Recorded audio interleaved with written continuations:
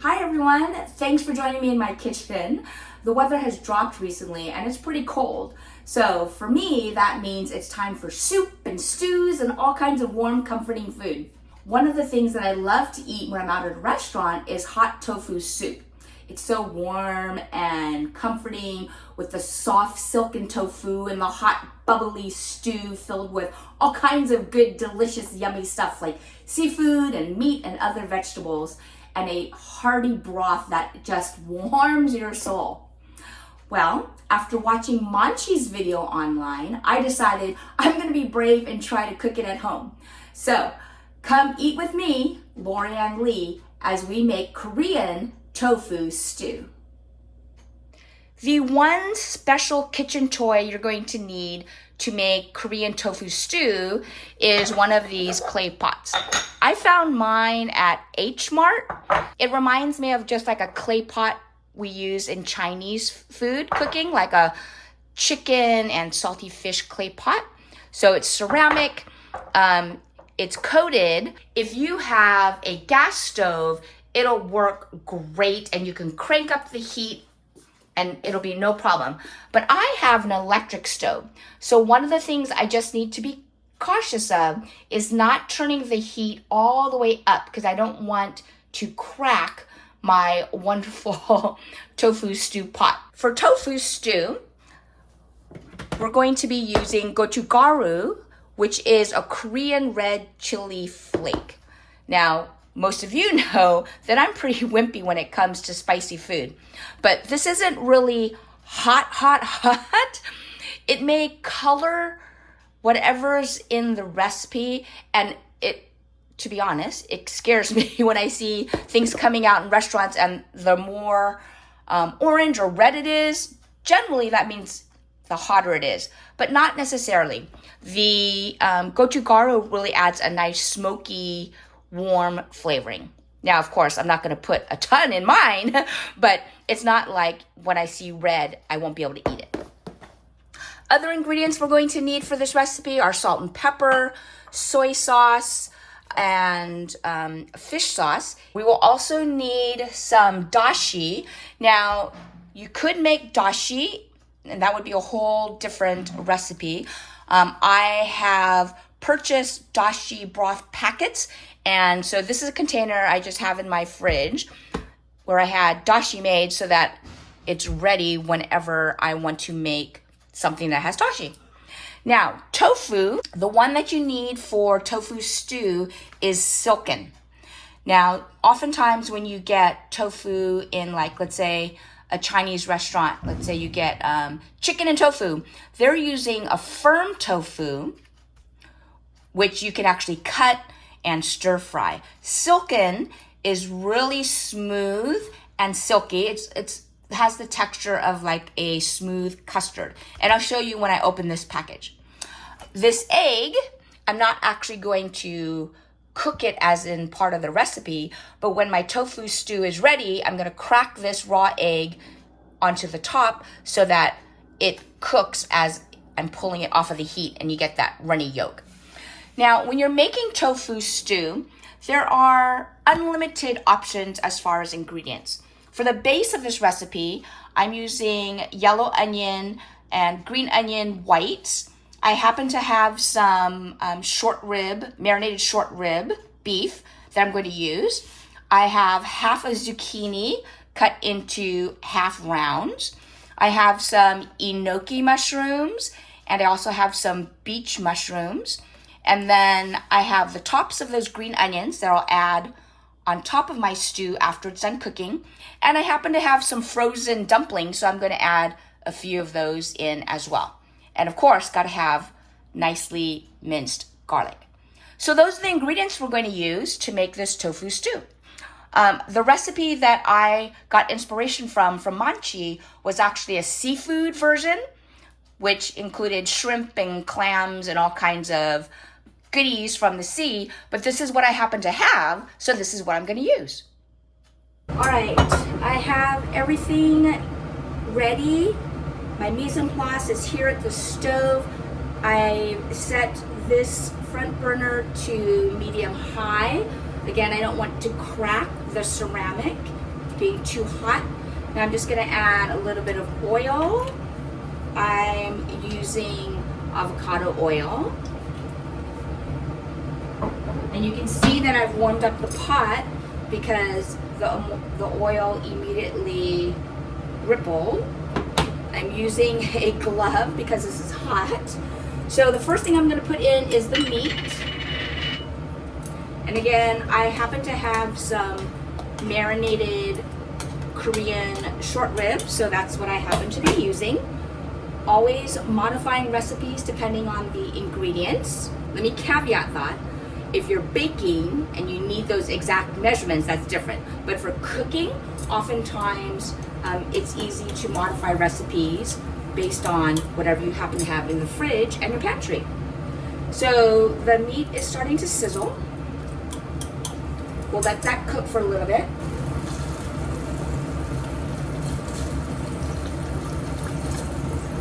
Now I'm using chopsticks to help me stir. If that is not comfortable for you, just use a spoon. All right, now that the meat has started to render down, I'm going to add the next set of ingredients, which are the yellow onions that I've chopped up and the whites of the green onions that I've sliced. So I'm gonna put those in.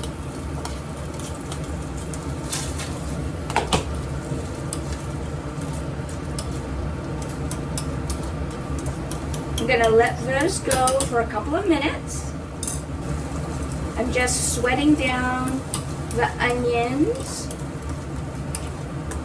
so they soften a little bit. We don't want crunchy onions in our stew. Okay, now that I can see that those have started to wilt, I'm going to add the garlic.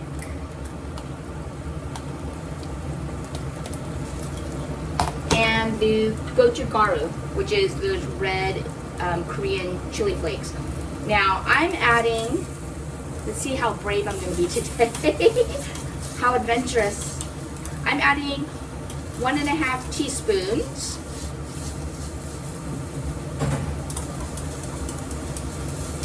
Woo, smells good. The garlic is so fragrant already.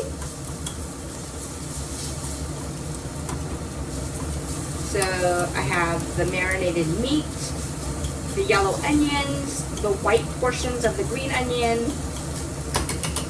minced garlic, and the gochugaru chili flakes. It smells fabulous, that garlic and the gochugaru and onions. Now I'm gonna add a tablespoon of soy sauce.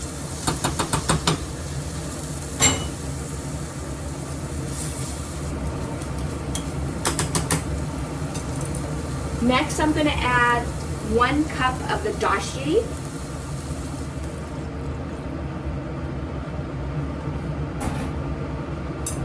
Let me just give that a quick stir.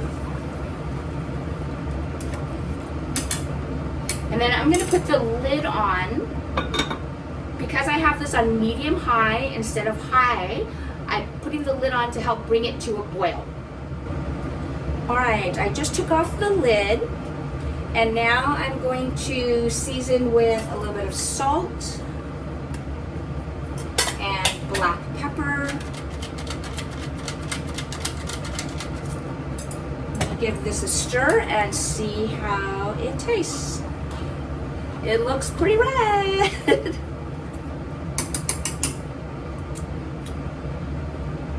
Ooh, that's good.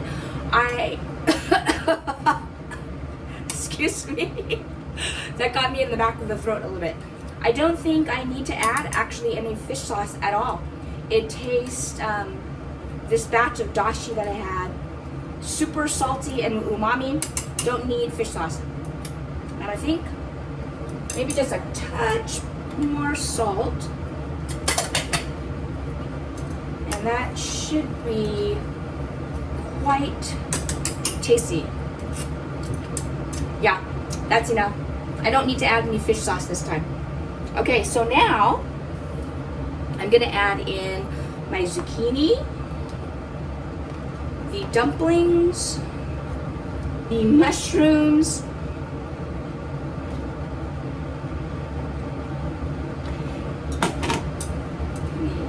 those immersed.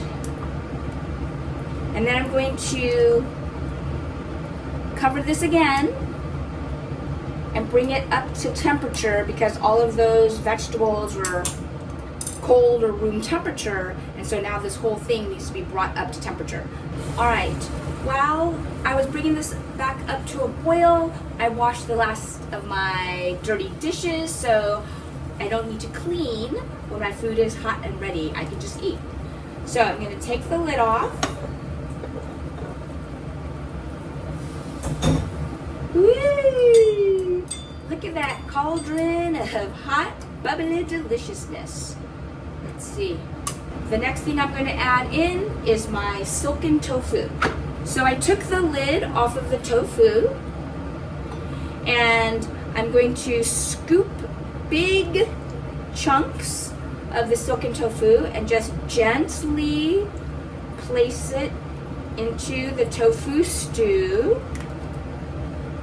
Because this is silken, you can see how soft it is and how it breaks apart.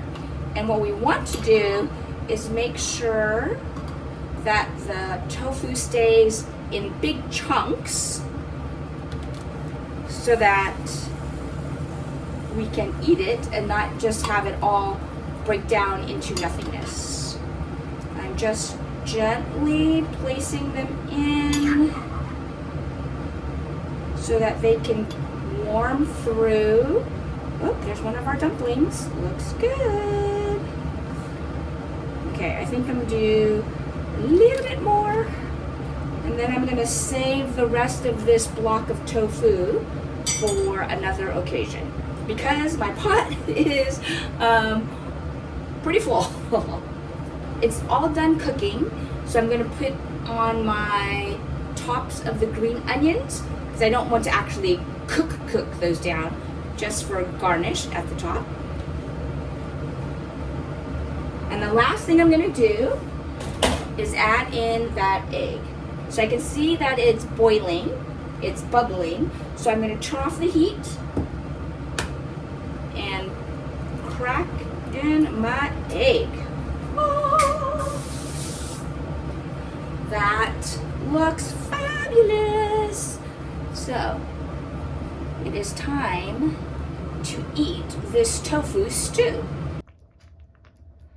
Well, my tofu stew is ready to eat. I took it off of the stove. I used 2 pot holders to carefully place it on a plate. And then I warmed up some rice. One of the things I discovered this year was that I am pre-diabetic. And so that kind of puts a crimp in my eating lots of rice. Before I found out I was pre-diabetic, I would typically eat at least 2 cups of rice per sitting. And now I am eating only 4 ounces of rice, and I've switched from eating white rice because white rice increases my blood sugar more than brown rice, but I don't like brown rice all by itself. My rice currently is 2 parts brown Japanese medium grain rice and 1 part white medium grain Japanese rice. And I like this combination. Recently I tried a 3-to-1 ratio, brown to white, but it was a little too hard for me. So I'm back to my 2-to-1 brown to white rice ratio.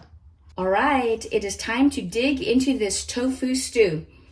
I have this cauldron of piping hot stew that is filled with tender zucchini, multiple types of mushrooms, some silken tofu, dumplings.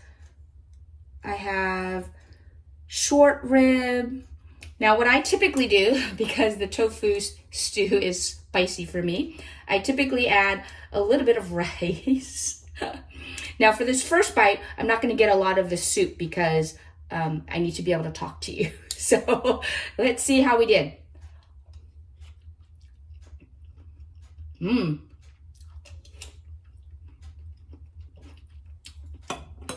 Yep. That is hot for me. But, woo, that's spicy. Hot temperature wise, but also spicy for me. I think, woohoo, the back of my throat, kicking me in the back of the throat. It's super flavorful and rich and tons of umami because it's using that dashi as the base of the broth. I think maybe next time I better do 1¼ teaspoons of gochugaru instead of 1½. It's really kicking me in the back of the throat. Okay, so I got a little bit of rice in my spoon. I'm going to get some tofu. Let's get a beach mushroom this time. And I can see the egg is starting to set. So it's almost ready for me to puncture it. Okay, so let me have another bite.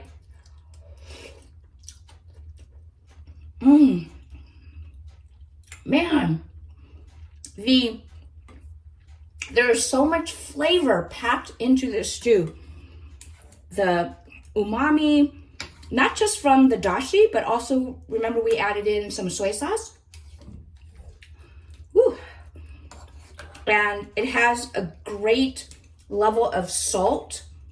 I like salt at that level that's high for some people, but it's perfect and it just brings out so many other flavors of the food.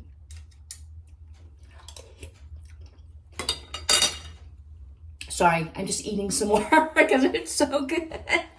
It's been a couple of minutes. Let's pop into this egg and see how it looks.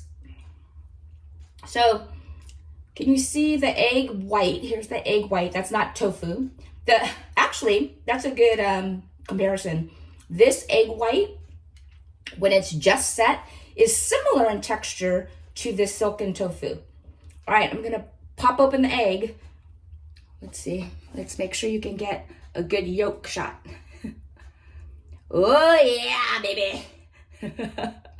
There's that perfect yolk. Let me add some tofu and get a bite with that. All of that delicious runny yolk.